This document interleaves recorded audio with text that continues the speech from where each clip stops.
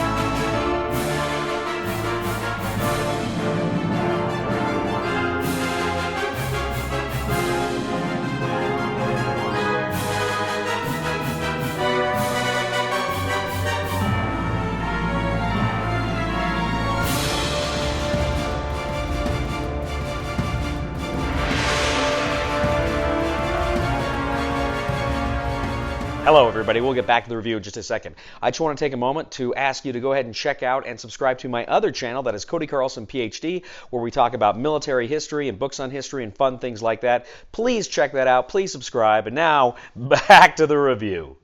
Dune Imperium, Rise of Ix from Direwolf is the expansion to your Dune Imperium game. This game is going to bring all sorts of new concepts, new cards, some new rules, and a little bit of spice and sugar to your game of Dune Imperium.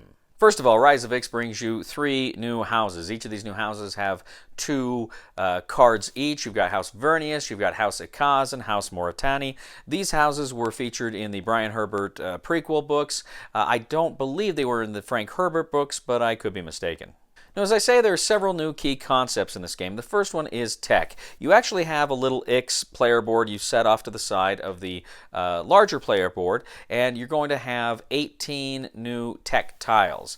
You're going to go ahead, you're going to take these tech tiles, you're going to shuffle them up, and you're going to make 3 stacks of 6. You're going to turn the top one over so everybody can see what the top 3 of each of those stacks are, the top tile of each of those stacks are. There's going to be spaces there that you can then send agents. You can send agents to the top space, and this lets you buy a tech for a spice discount. Now, these tech cost spice, so they will give you a -1 to whatever you want to buy on the from those tech tiles. Or if you don't want to buy anything or you can't buy anything, you can go ahead and allow you to send a negotiator to Ix. So essentially you take one of your military units and you put it on the negotiation space there for Ix. And what that means is you can keep adding these negotiators there, and if there's a technology you want, you can buy it by removing one of those trade negotiators. You can essentially discount the cost by 1 for every one you remove. Now, at the end of the round or in the reveal phase, if you have an agent there, it will also be worth 1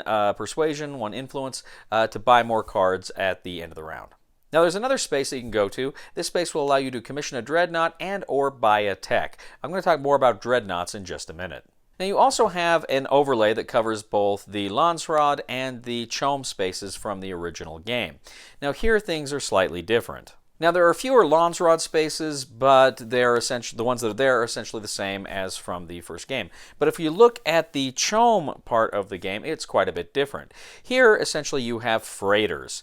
And what these freighters do is they're little, the little cylinder tokens that you get. You place it there on the freighter track. And then throughout the game, whenever you get a freighter symbol, whether it's a space you go to on the board or whether it's a card you play, you can take a freighter action. Now, how a freighter action works is you essentially you raise your freighter to the next level.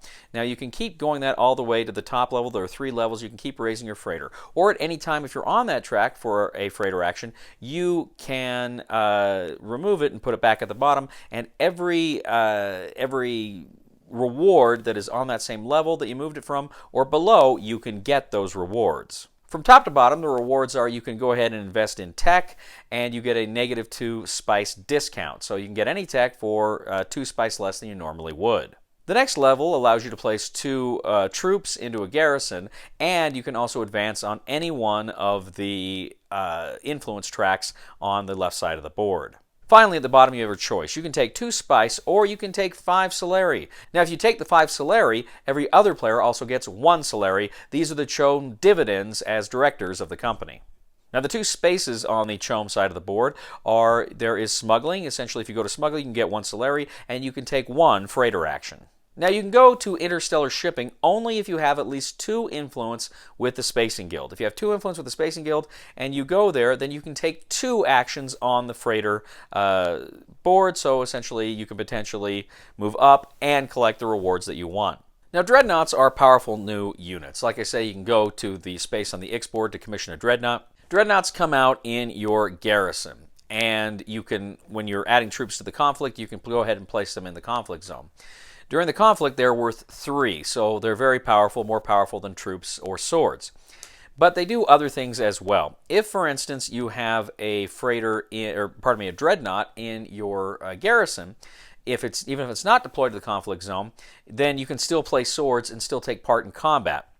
Meaning you have the opportunity to potentially get some of the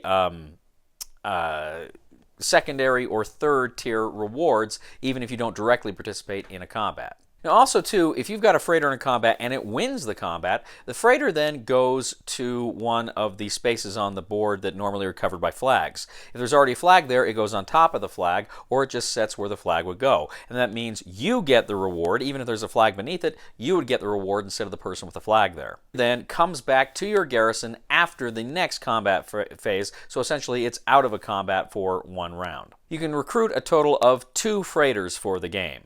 What's nice too is after combat, even if you lose, they just go back to the garrison. They are not removed from the board. Once you've got a dreadnought on the board, it really kind of stays on the board. Now, as I say, you've got a lot more cards in the game, and some of the cards have new abilities. For instance, if you play a card, it may say you can discard another card to gain certain abilities, which is something you can do.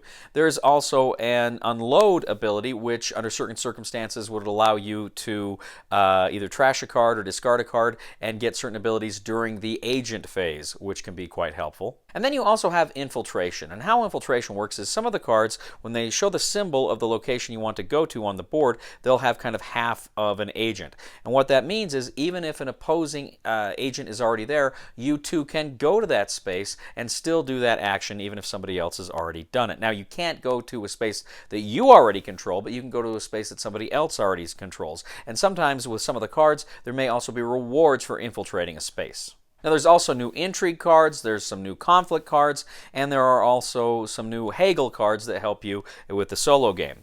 Now, if you play with the app too, there's also some of the cards that come up during the app will actually tell you to get rid of some of the cards in the lineup. You can get rid of those cards, put out new cards, so you've got kind of a rotation, a naturally occurring rotation in the solo game of those cards up top. So that is a basic overview of what you get in the game. Again, there's always some little rules here and there that I'm not going into detail in, but that is essentially it for this expansion. You've got the X board, you've got the new overlay with the new CHOAM stuff, and then of course you have some new cards, the dreadnoughts, and some other abilities. Okay, so let's go ahead and unpack these things and see if this helps or bogs down your game of Dune Imperium. So first of all, let me tell you, the new CHOAM stuff I like a lot. I always felt in the original game, the CHOAM spaces they could be helpful, but I kind of felt they were a little generic. I kind of felt they were part of the least thematic parts of the game, and I just felt like they weren't really terribly exciting. It wasn't an exciting part of the game. You'd go there because, okay, I can trade some stuff, okay, whatever.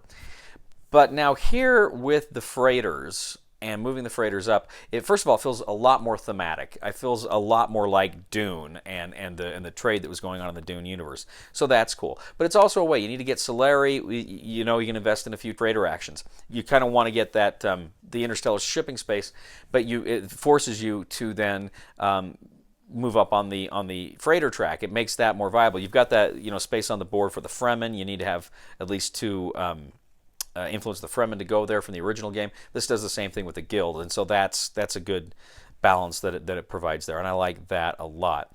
The Ix stuff, the technology and the tech cards are cool because they provide some spice and sugar to the game. They make the game more asymmetrical. Aside from the cards you're playing, there really wasn't a lot of asymmetrical play in the game, and this kind of can give somebody very powerful advantages.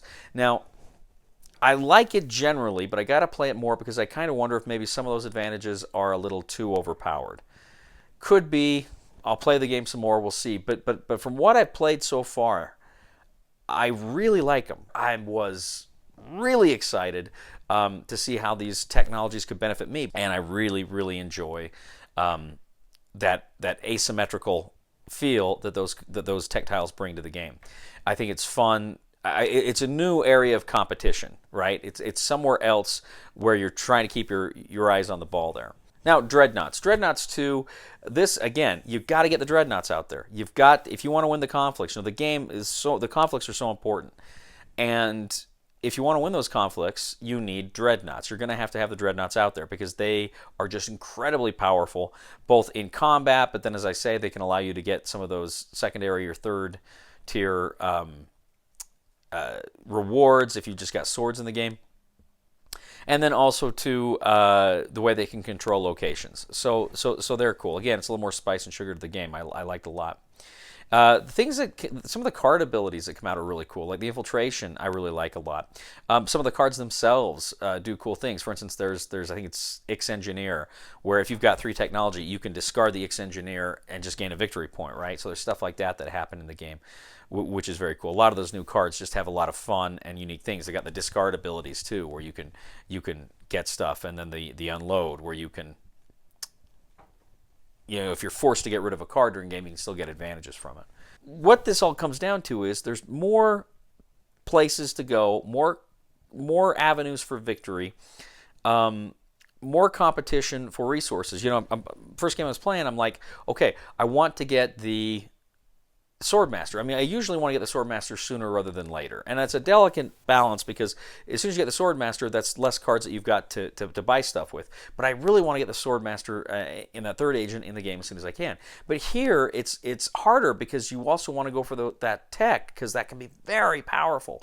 And so you're trying to do that. And with the freighter actions, you're trying to do the freighter actions so that you can get the Solari to do the Swordmaster or get on the High Council. So there's a lot of really good choices that Rise of Ix brings to the game. And there's some new iconography you've got to learn, of course, obviously. But fundamentally, I don't think it's that difficult to learn or to integrate. I really don't. Now, all the cards from the expansion have a symbol in the bottom corner, so you know they're from the expansion. And I love it when games do that, because I hate it when you mix all your cards together and then maybe at some point you don't want to play with the expansion, you're kind of screwed, right?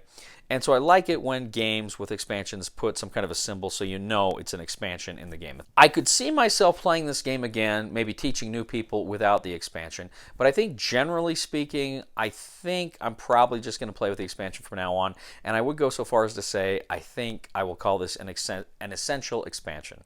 If you're learning the game, playing without it is fun, and I would certainly be willing to play the game, as I say, without the expansion, with new people, or if I'm somewhere else, I play it, I'd have fun, I'd love it, but I might kind of feel like I'm missing something here, because this just brings so much more to the game. I love Dune Imperium, and I love Dune Imperium with Rise of Ix. It's Dune Imperium heightened, I think. Very good job. I was kind of nervous that a lot of these new systems would kind of bog it down because the game plays so elegantly on its own. I was scared it would bog it down, it would cause problems, but it doesn't. It's cool, it's fun. It may screw with your strategy, but it's still a very, very fun way to play the game, a more fun way to play the game than just the base game. So highly recommend Dune, Rise of Ix. Recommendation from the Discriminating Gamer is buy it. Thank you once again for joining us today on The Discriminating Gamer. As always, we ask you to please leave a comment for us on YouTube, on Board Game Geek, on our Facebook page, or on thediscriminatinggamer.com. We'd ask you to please like us on Facebook, subscribe to us on YouTube, and follow us on Twitter. I'd ask you to please check out my other channel, that is Cody Carlson, PhD, where we talk about military history and books on history and fun things like that. Please check it out. Please subscribe. We'd also ask you to please give a thumb to this video on Board Game Geek. That helps us out a lot as well.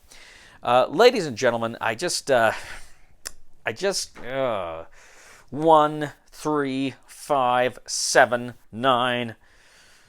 I'm sorry, I get so upset I can't even. Please somebody help me on my feet again, and I don't